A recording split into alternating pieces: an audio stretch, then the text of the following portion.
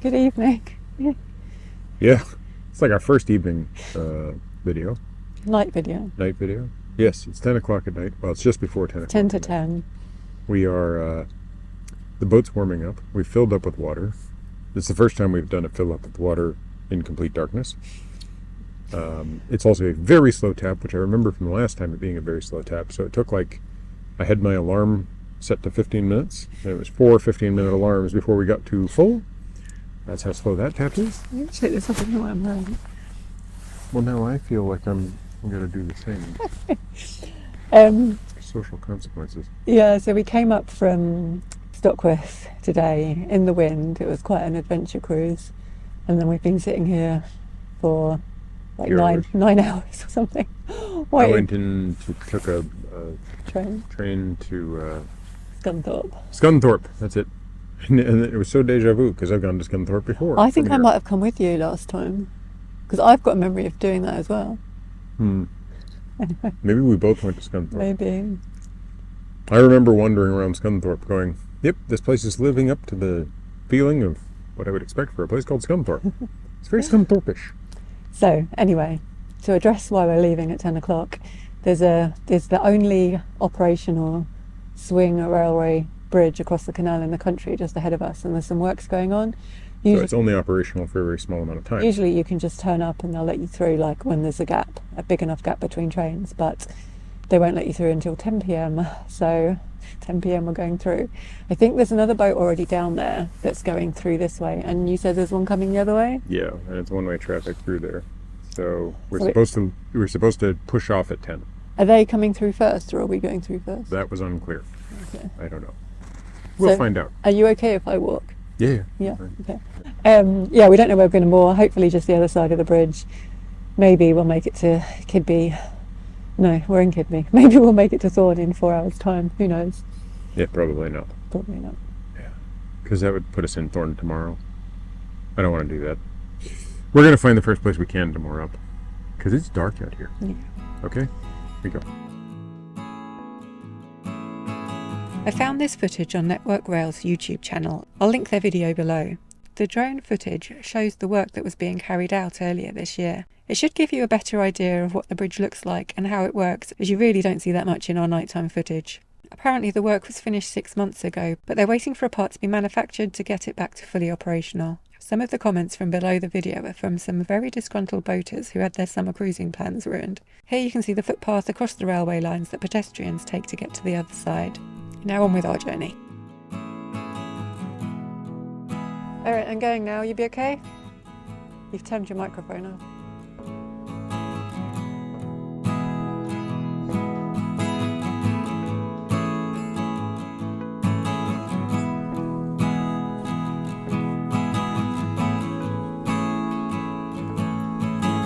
When we were last here, this was under construction.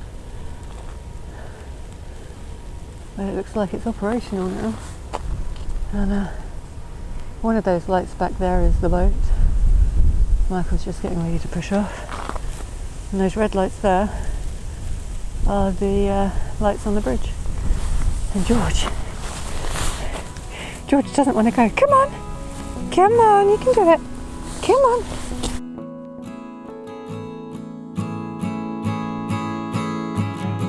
I'm getting untied and pushing off now.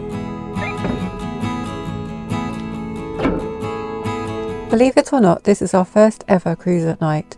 We've travelled in the evening before and arrived as we've lost light, but we've never set off in the dark, and it's not something we'd be doing today if we had any other choice. So I've just crossed the bridge, the railway bridge is behind me. The other boater is just there on the bridge landing waiting to come. Michael's probably just arriving there as well.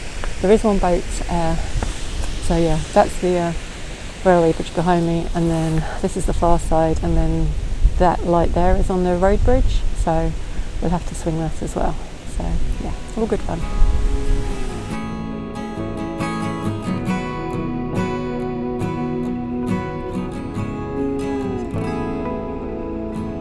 Michael's reached the bridge and there's just enough room in front of the other boat for him to pull in and wait.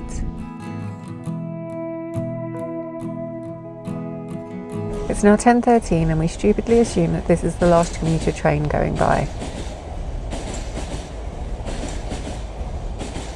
A minute later, there's another train in the opposite direction.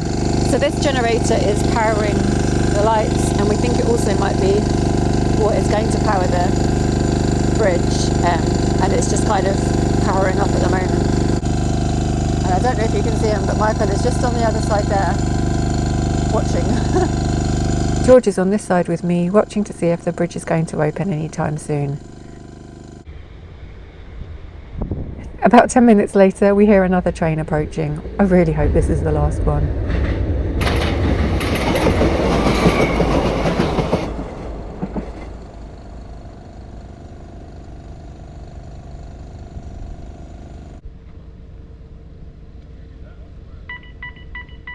This loud beeping starts, which hopefully means something's going to happen soon. After about 2 minutes of the beeping, the bridge finally starts to slide open. This is the view from the east side where Michael is waiting with the boat.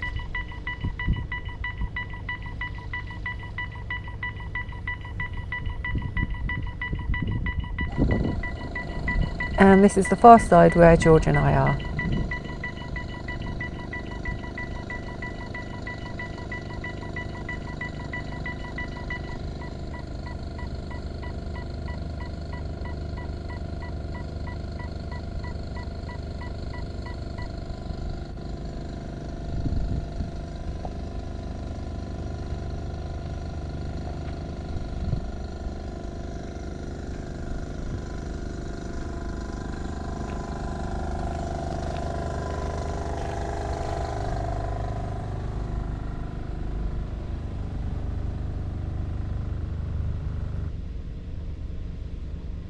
The passage is quite narrow and it's one-way traffic only, so we wait for the boat that's going the other way to come through first.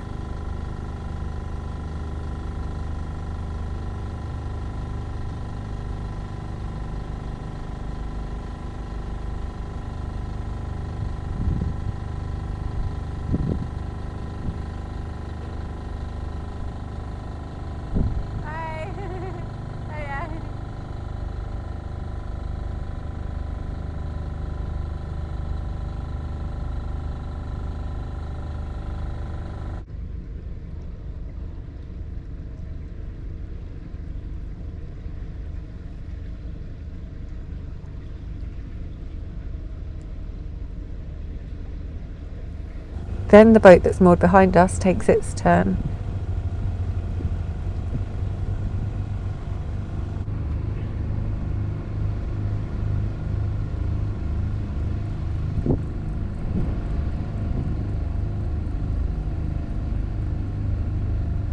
And finally we can bring Perseverance through.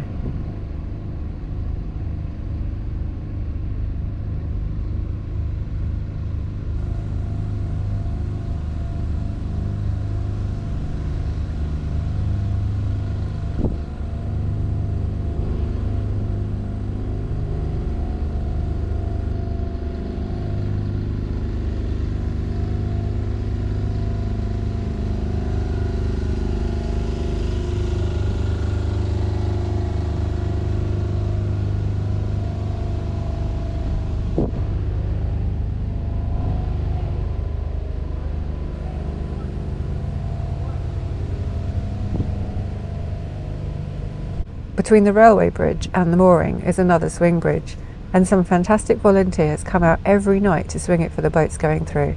This is so kind of them and so helpful for boaters.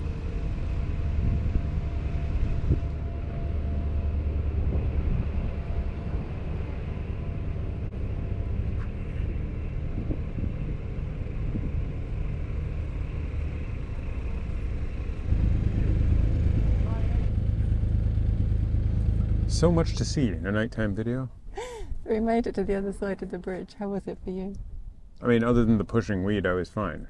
Oh, you're pushing weed? Yeah, I got about halfway to the bridge and I was like, what is that in the water? Is that a log? No, it's not a log. It's clearly not a log because it's squishing out of the way. I'm slowing down. So yeah, pushed about, I don't know, maybe 4 or 5 bathtub size things of weed in front of us, and that definitely slowed down my forward progress. And then I just had to pull in front of the other boat, which was easy enough to do, although in the dark it's like a lot more difficult. Yeah. I guess it's just less safe generally, isn't it? Yeah, it was mainly just like my brain's telling me I can step off onto no, that's water. So yeah, it was interesting. And then going through the bridges, were they okay? Oh, that was nothing. Yeah, no, the bridge was like really well lit and everything. Okay. So yeah. Even the second one? Oh no, but one of the guys was there with his head torch on, lighting it for me. So it was really easy to do. Mm-hmm. The fact that the guy that came to the boat before, he was just standing there giving all the boats directions and stuff. I thought we'd have to do that swing bridge ourselves, so it's really nice that we didn't have to. Yeah. Kind of makes up for the fact that the notice says it's 10 o'clock. It's actually the last train went through at 25 past 10. So I had to wait for the trains to Cleethorpes. Apparently Cleethorpes is quite a busy place. Scunthorpe? Well, this train says Cleethorpes at the front. I think it's going through Scunthorpe to Cleethorpes. It's going through Althorpe to get to Scunthorpe to go to Cleethorpes. I don't know what's with all the Thorpes, but I think it's some sort of Viking thing. George wants us to go inside. George wants to go and play ball. Yes, he does. It's only 11 o'clock or something. Yes.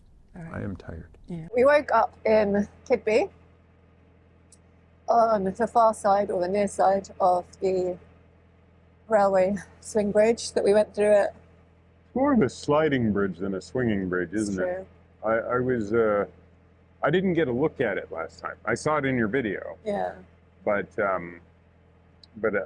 was down on the water, so I didn't get to actually see the. But you got to walk up yesterday. Yeah, this time I got to walk up and watch it in motion. It slides on rails, doesn't it? On wheels, on rails. Yeah, and it's funny because there's like all this kerfuffle before and after, and then all of a sudden it's just like it's just gone. Yeah, it's like what just happened? Like, and it's impressive. We thought we'd be going through at 10 o'clock because that's what the notice said. And then there was 2 trains at around 10. So I was like, oh, that's the last trains, Michael.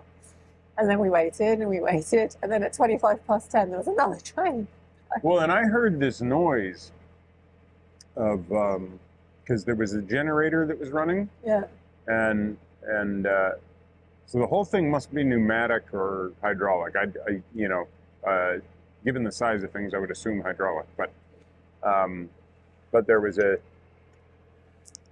generator was fired up, and then there was the sound of something charging, like a pneumatic pump kind of charging a reservoir or something.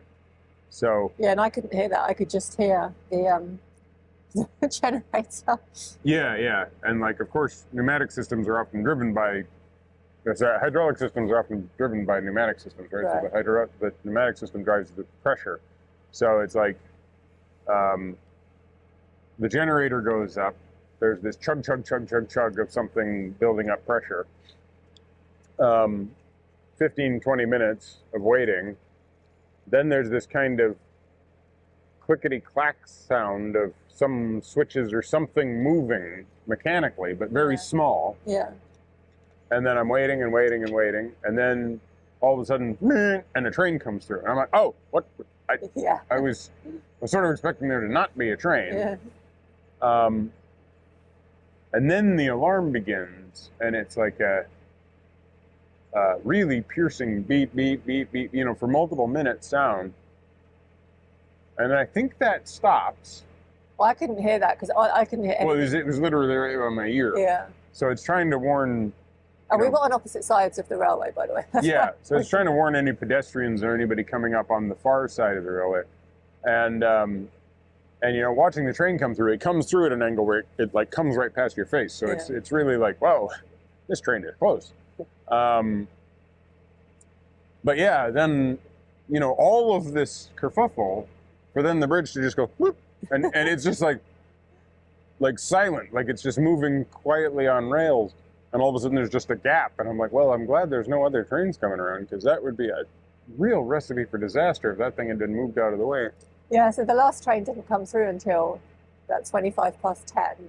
So we didn't get moving till about 10:30. And we didn't get moored up. Well, I say there was one boat coming the other way and then one boat in front of us.